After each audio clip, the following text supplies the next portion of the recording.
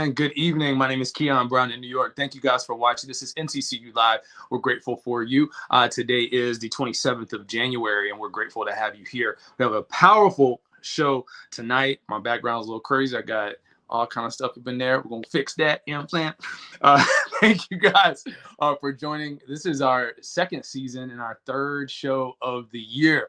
What a powerful week in our country and our world. We're going to talk about diversity and inclusion today. We're going to tap into one of our favorite professors from NCCU. And we've got a couple bound to the Super Bowl. We got Super Bowl bound Eagles. And so we want to talk to them today. Let's start out with 1991 Eagle Isu Mayat. Isu Mayat, how you doing tonight, sir? Eagle Pride. Amplify worldwide. How you doing tonight? I am well, brother. Thank you very much for having me, and thank you for the platform. So important for the entire Eagle community to be able to celebrate, the legacy of the place that we love so much. So appreciate you for what you're doing. Indeed. And thank you for being here. For those who may not know, you've just been appointed or recently appointed the Chief Diversity, Equity, and Inclusion Officer for the Orlando Magic. And that's an incredible accomplishment. Can we just have a moment to say congratulations to you, sir? Thank you very much. I appreciate you. Go Magic. Yes, and you are no stranger to that kind of world diversity inclusion. You did it for a tennis association, and you've done it for nonprofits as well. So how did you get to Orlando? I like to say in some cases, diversity chooses you. In other cases, you choose diversity. In my case, when I was in graduate school and I got an opportunity to join the United States Tennis Association. So for those who don't know, I actually attended North Carolina Central on a tennis scholarship. That's what brought me to the university. So tennis has been a passion all my life. But again, I joined the United States Tennis Association. My boss at the time was the head of diversity. And by virtue of me working for her, although my official title was something else, she made me the liaison for diversity and inclusion. When she left, the organization then asked me what I wanted to do. And I said, look, I want to take our diversity and inclusion effort to the next level, build out a formal department and a formal strategy for diversity and inclusion, and make that a pillar in terms of the values for our organization and part of our standard operating procedures moving forward. I did that, man, for almost a decade, being the head of diversity and inclusion in the New York office for the USTA before our chief diversity officer asked me to come to Orlando and continue this effort, but on a national level. And that's what originally brought me to Orlando.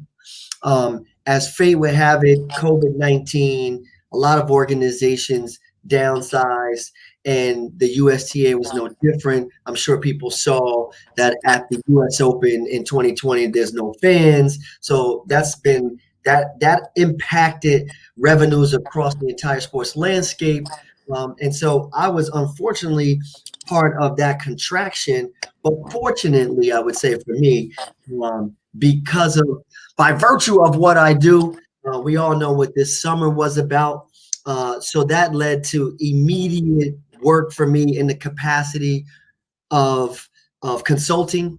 So me and my team, we launched a diversity and inclusion consulting firm called Quantum Power Skills LLC, which still exists today. And so had no desire to find a job, had plenty of work. And yet a recruiter friend of mine called me and said, look, Isu, I need you to take a look at this Orlando Magic situation. And the more we started, I was having the conversations with the organization, the more I started to realize this was actually a really, really good fit and a really good opportunity and platform for me. Now we're seeing so many professional athletes, and we have two of them on the, later, but really stepping into advocacy and just using their platforms for good. I saw an article about the Orlando Magic before you got there. They were doing pretty good. They had high marks from the NBA for their efforts, but they wanted to do more. What is the plan? What are just a couple things that you're planning on bringing to the table to take them to the next level?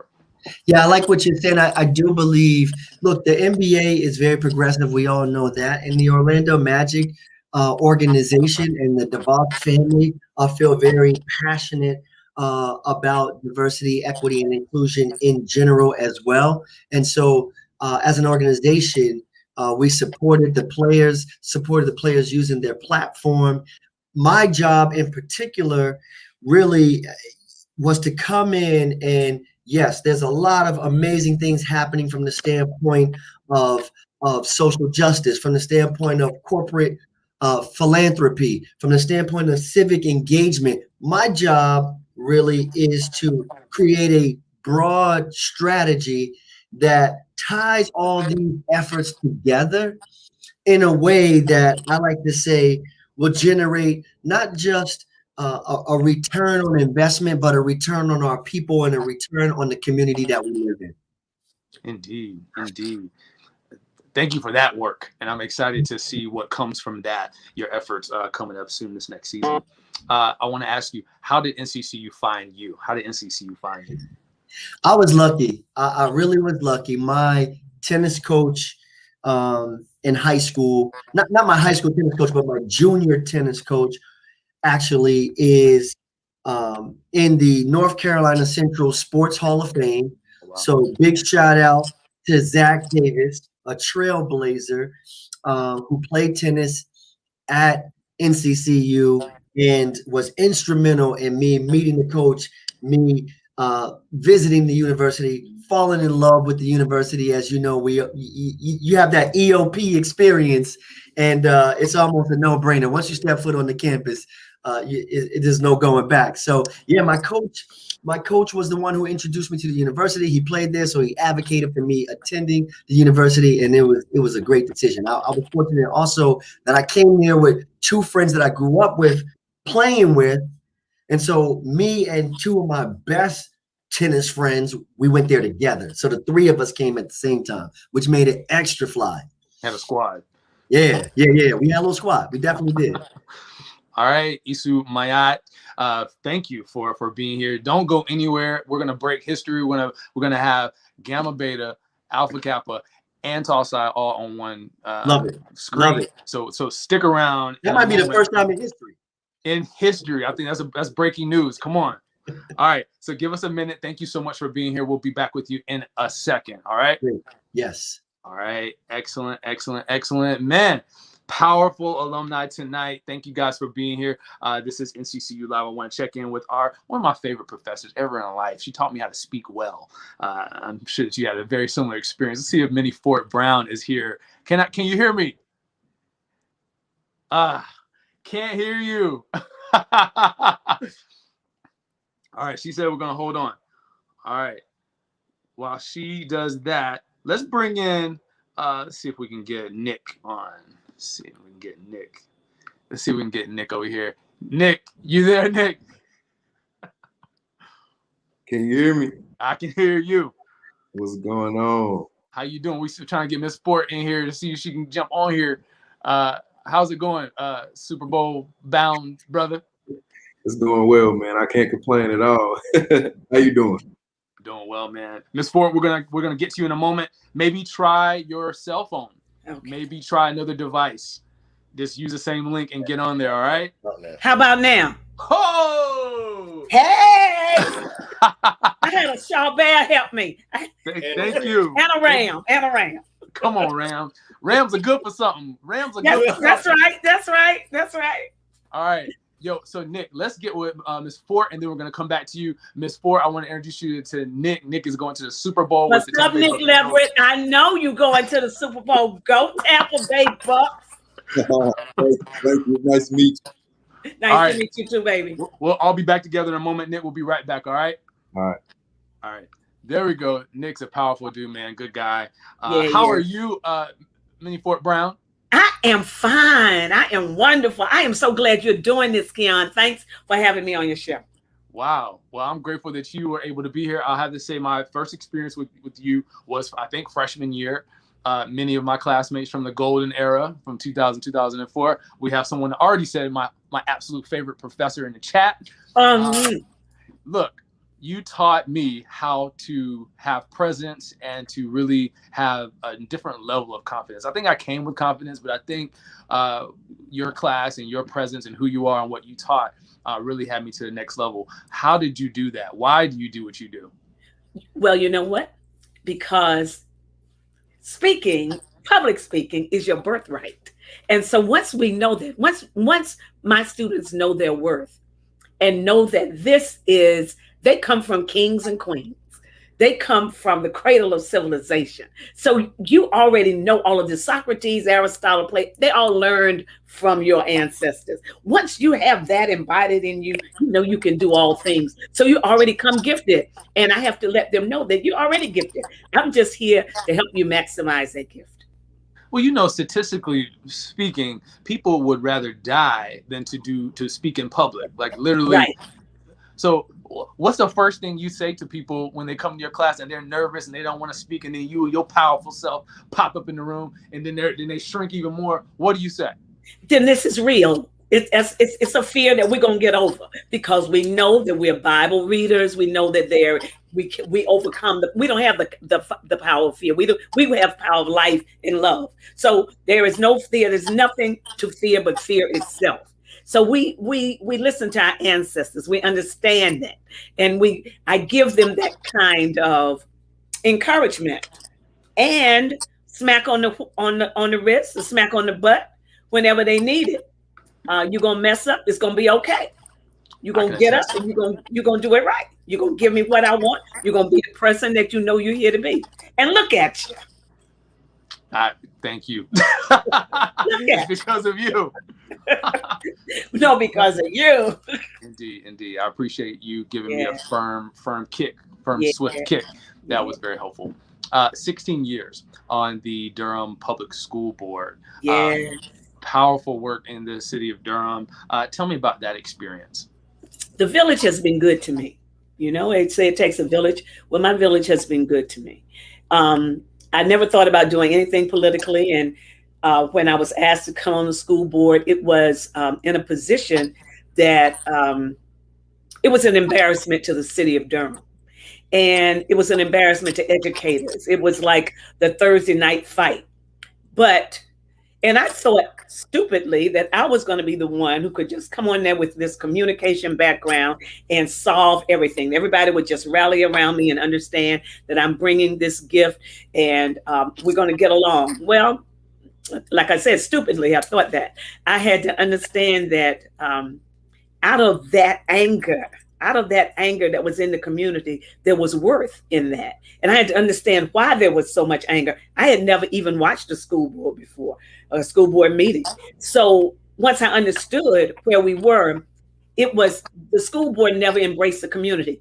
You couldn't have a school board. You can't have an effective school district if you don't understand what the community wants. So that's why I was really effective, because I said, we're going to communicate with the community, find out what it is they see that we aren't doing as a board, how we're using their money, how we're treating their children. And as I became more engaged in the community, I could understand where the anger came from. I just said, no, I've got to find a way to direct this. I've got to find a way to win. So I've got to get people on my side to help move the needle, because we want to move the needle to the right. So we got to get the right people in the right seats on the right bus going in the right direction to make change. And so those are the things we did. And celebrate your community as you go along. So 16 years, I never was opposed. I never had any opposition. So when it was time to leave, because it always, when it's time to leave, I had a young lady that I mentored who is coming straight along, and she is fantastic. She's excellent. So I'm pleased that I'm no longer there, that I did what I did. My community is fine. They rallied with me. Like I said, my village was great. They made me who I am. Someone said that you are the first lady of the Durham Public Schools. That's what I see here. First lady. Thank you. They're going to name a building for me. Can you believe it? Yeah. Speak that. All right. Last question until we bring all the fellas in, because you surrounded. You the first lady. I of this love chat it. today. I love it. How did NCCU find you? I heard that you went to nursery school. Nursery school. What? You know, I live right on campus, so I'm only like 500 feet from the university. So from the time I was little, I was on NCCU's campus. My mama was a graduate, a double graduate. She got a master's from there, and first PhD recipient from North Carolina. It was North Carolina College then. So I marched with the band when I was a little girl, thinking I was going to be a majorette. That's when they marched down Lawson Street, and all the kids in the neighborhood would run out and get with the band, and we would march down with the band to the field. So I've been a knothole. We had season tickets for kids. We were called knothole buttons. And so I've had that since I was a child. So I still live right here at the university. So I'm an Eagle through and through. Yes, you are. And service. Truth and service. Indeed, indeed. Well, celebrating 110 years of Truth and Service. 110. And let me tell you, Keon, I had planned to have a celebration like none other at my church, White Rock Baptist Church, the church of James E. Shepherd and Augusta Shepherd. Yes. So I had planned it. COVID came and canceled all that. But you know what? We still got it on the marquee, 110 years of Eagle excellence. If so, you're coming down Federal Street, you can't help but see that fabulous marquee. Come on, White Rock. And the buildings, the dirt that we're turning. NCCU is growing. It is wonderful. Indeed. All right, Minnie Fort Brown. Yes. At North Carolina Central University and 16-year veteran of the Durham Public School Board. Stick around. We got some more stuff to talk about with the big group in a moment. Thank you for being here. Excited to see you. Thank you. All right, we're gonna get let's get Nick queued up. Nick, let's bring Nick in. I know Ryan Smith. We got Ryan Smith as well. Excited to see him as well. Let's bring in Nick. We want to clear up some stuff. Nick, what's going on, Nick? What's going on with you?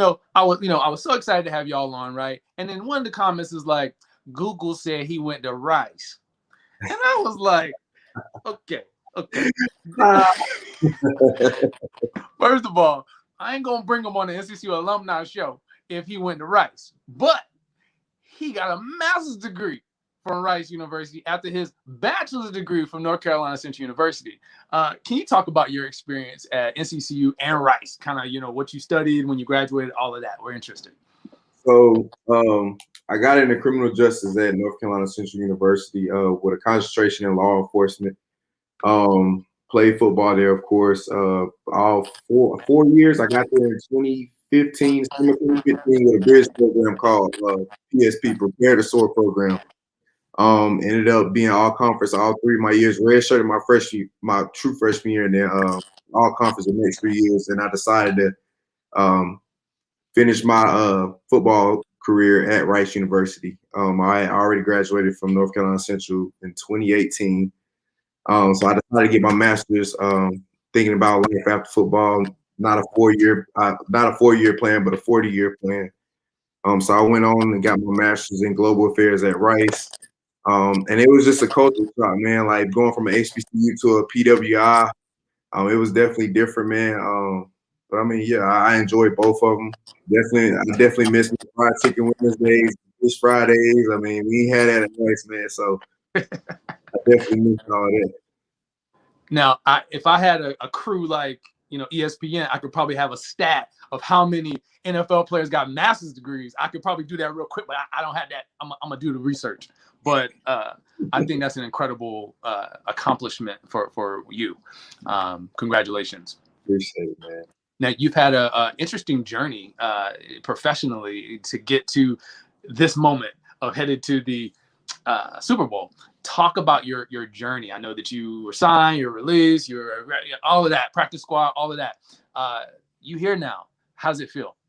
Man, it's crazy, man. It's a blessing, man. Definitely. I mean, I got there. I was already undrafted free agent, so that kind of already put me under the 8 ball. So I had to work a little bit harder, put in some extra work. Ended up getting cut after camp. I did a fairly decent job as a rookie, especially with COVID. Like we didn't have our rookie mini camp like we were supposed to, so it was just like they just threw us in the fire to try and figure out how we played. So I stepped in, took my reps, did what I did. I controlled everything I control, and unfortunately, I was released. But as I got that call, they said, you know, we're gonna release you, but we want to bring you to be on the practice squad. So, you know, I was excited. I was like, you know, I'll start from the bottom up, and so I was on the practice squad. Been on the practice squad all year, and yeah, like now we're here at the Super Bowl, man. Incredible, man. I'm so excited that NCCU has two guys on the same team going to the Super Bowl. This is incredible for, of course, Eagle Nation. And, of course, you guys, we're excited for you. Where are you from again? You're from the Charlotte area. I'm from Salisbury, North Carolina. It's about 40 minutes from Charlotte. Excellent, excellent. Tell me one thing about your teammate Ryan as we bring him in. Tell me one thing. Give me something juicy. Come on. What's up with Ryan? What's his name?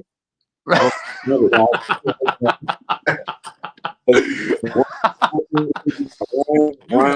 laid back guy.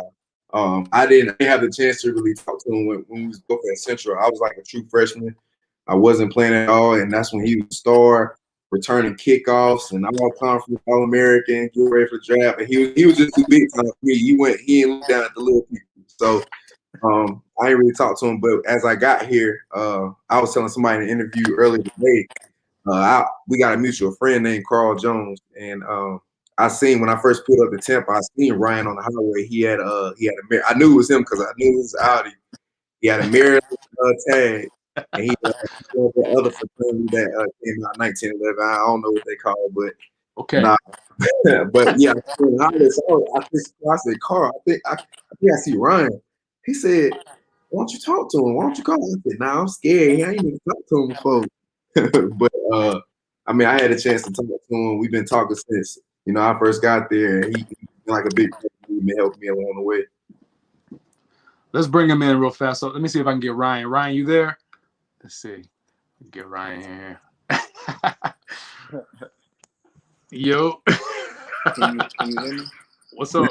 Stop trying to look light skinned, man. I tried to get the camera so you can see me. Let me get in the middle here. Let me just move this over here. Let me try to move around some things. All right, Ryan, we got your boy. I hope you heard some of the good things he said. He was very flattering. Yeah, he said some all right stuff. I'm trying to make you look good, man. I'm playing. Ryan, what does it mean to you to have another Eagle on this squad as you're going to the big dance? It's dope. I mean, this is the first time that ever happened, right? So, like, I mean, it's a good feeling. It's put Central on the map in a sort of way. It's showing that guys from HBCUs can make it, and yeah, we're just doing our thing. This is your 4th or 5th season? This is my 5th season. 5th season from Maryland. Maryland. I want you guys. I mean, this is a great journey, man. You were killing it at NCCU, and now you are, killing it and a powerful player on the team. What has been your experience on this particular squad? What's been your experience? I feel like this is the first year where it felt like college and high school. As far as the camaraderie around the players and the coaches, like everybody playing for one another, just out there having fun doing our thing, and it's showing on the field. And that's why we're here where we are now. So it's a great feeling. Like I told all my friends, I haven't felt this since college and high school days. So my question for you is about the NCCU and HBCUs and people who don't think that HBCUs can produce talent that would go to the Super Bowl.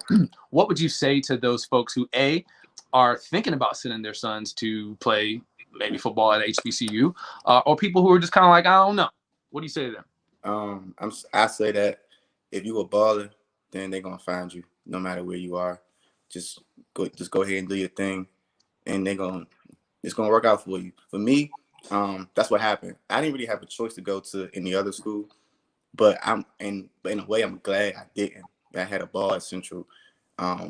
They showed me a lot of love.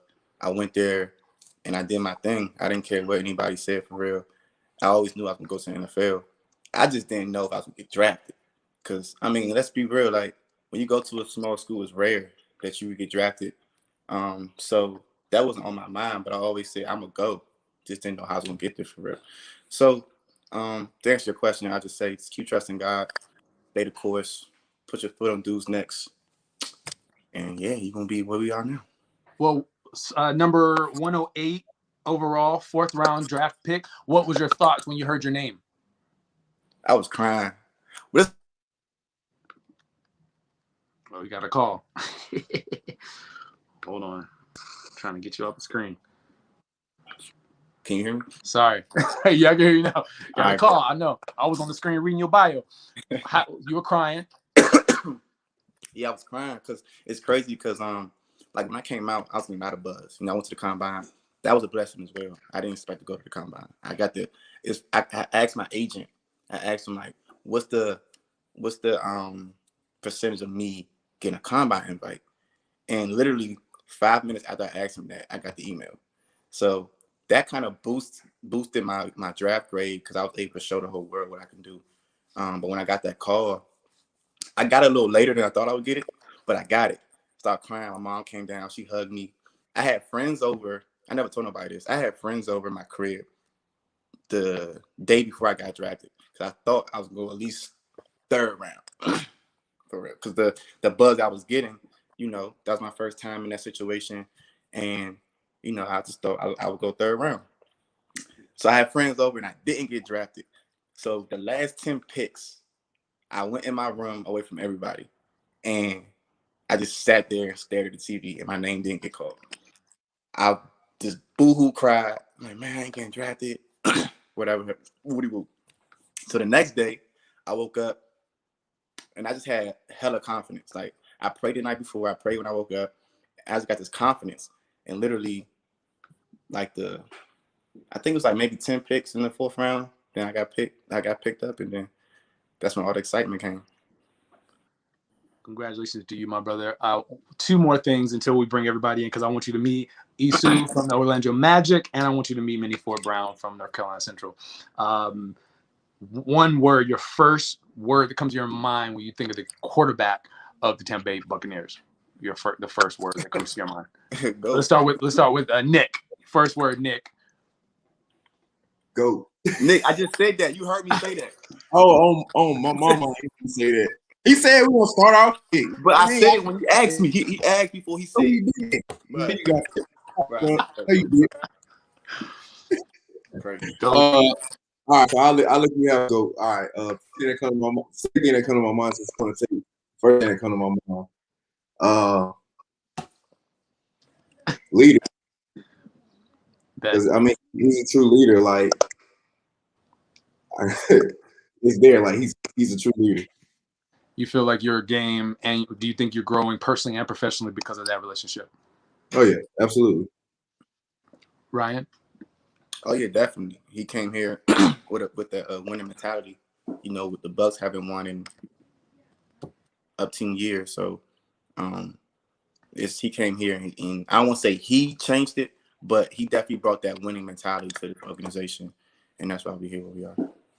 All right, Nick Leverett and Ryan Smith headed to the Super Bowl, the Tampa Bay Buccaneers. Thank y'all for being on. I want to bring in our other guests, Minnie Ford Brown, professor at NCCU, and Isu Mayat from the Orlando Magic. Come on, Eagles. Look at all these Eagles up in here. Eagles. Represent. I want to start every day, all day. All day. That's right. I want to start with Isu because I wanted to, since we have some professional folks in the building, and then of course we have Minnie Ford, who's a professional communicator, talk about diversity and inclusion in the NBA. How professional athletes are using their voice to push particular agendas, and any advice for these young brothers who are doing it big. Well, first of all, congratulations to both of y'all. That's and I think we will all agree, listening to Minnie Ford Brown, that's why we went to North Carolina Central. Is that right there? Is that part right there? Just that kind of inspiration, that kind of love, that kind of concern, and like you, Nick, I left and went to several Ivy League PWIs, and it was a culture shock for me because every single day it was like you gotta fight for your right to be there, knowing that, but you juxtapose that with the fact that at Central it was more like elevating you. And I remember, and Professor Brown, you could probably tell me this better, but the music teacher one time locked us in the building and was like, look, y'all here because y'all the talented 10. That's it. Yeah, y'all here to make some noise in this world. And if you don't, I'm gonna call your mama, I'm gonna call your daddy, right? And it was just that kind of, you felt so much, you felt such a sense of pride in yourself when you was at Central. And I think that carries on with you inside of you throughout the rest of your life. But in the space of diversity and inclusion, what I'll say is this: all we ever needed was opportunity and access. That's all we've ever needed. And with opportunity and access, we will definitely rise to the occasion more often than not. And so my platform with the Orlando Magic is really centers around, number one, us being very strategic. You asked for advice. If there's one thing I would say in how we move in these spaces, is that it's chess, not checkers, right? We have to be very strategic about what we're doing and how we move in and how we show up every single day. And thinking not only about ourselves, but about the bigger picture. I think it was Deion Sanders in his Hall of Fame induction speech. He said, if your dream ain't bigger than yourself, there's a problem with your dream, right? So it's just knowing that we got this baton and we got to take it as far as we can before we pass it off to the next generation. And so that would be my advice to the young brothers, man. It's y'all time. Take the baton as far as you can. Set that bar real high for the next generation, not just of Eagles, but the next generation of players that's coming from the same community that you coming from, so that they can take that baton and take it to the next level. That's it. Thank you for that.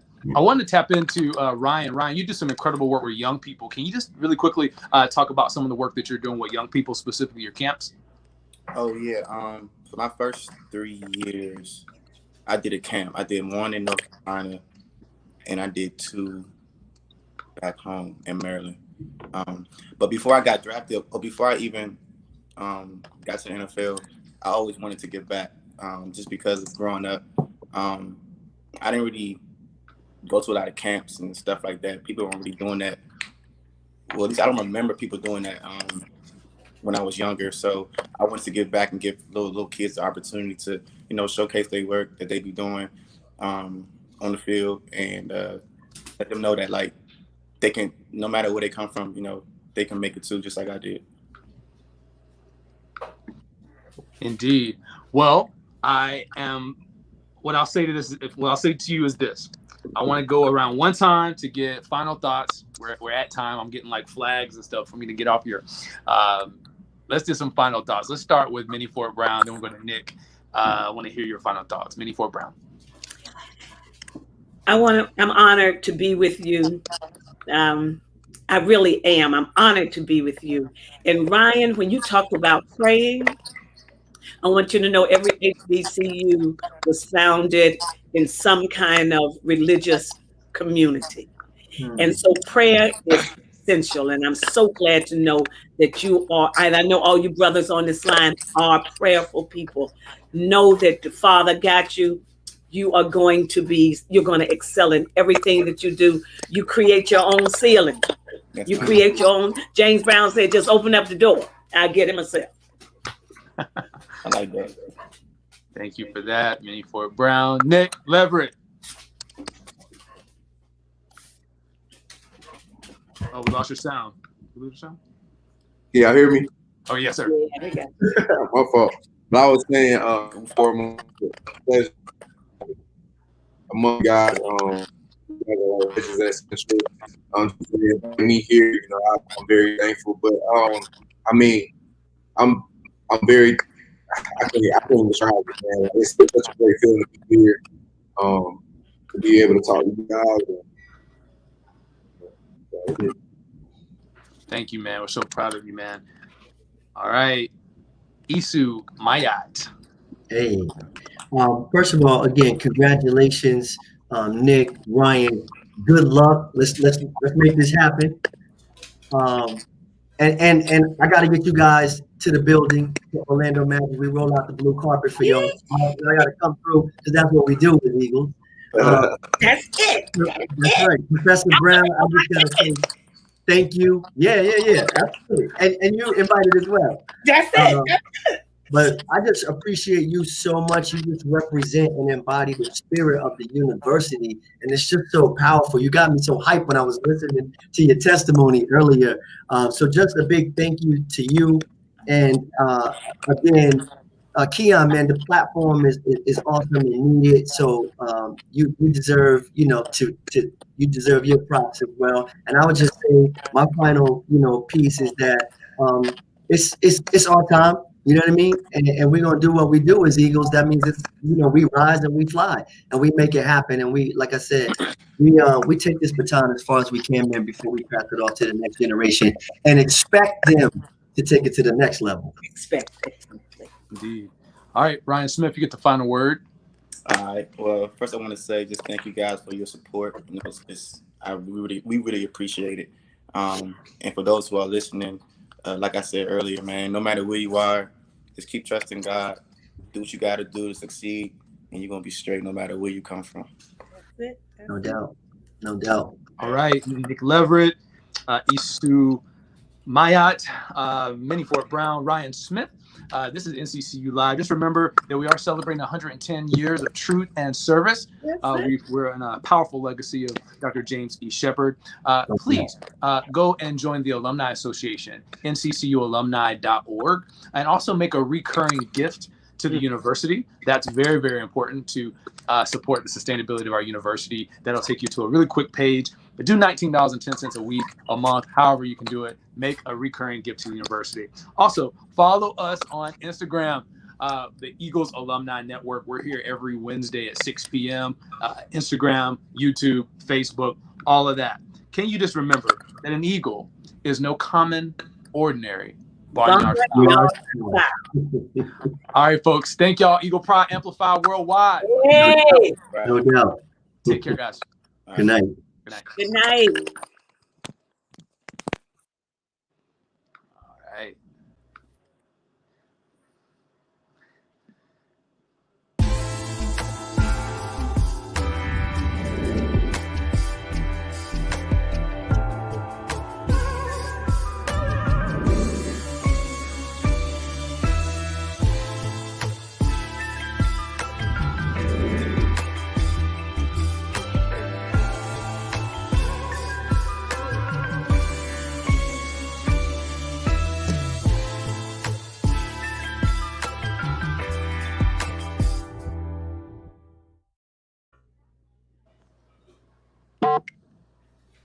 Keon.